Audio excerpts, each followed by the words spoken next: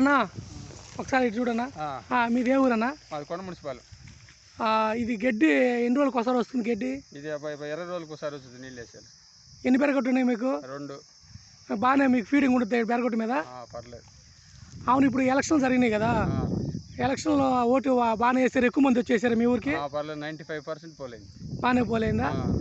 ఇప్పుడు వైసీపీ గెలుస్తుంది అంటారా, టీడీపీ గెలుస్తుంది అంటారా? టైట్ పొజిషన్గా ఉంది కందుకూరు.